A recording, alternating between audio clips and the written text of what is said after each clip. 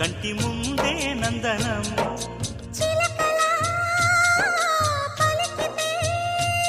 ఉండిపోదా సంబరం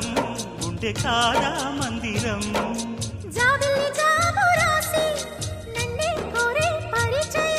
పున్నగ పూలు పూసే వన్నే చిన్నే రసమయం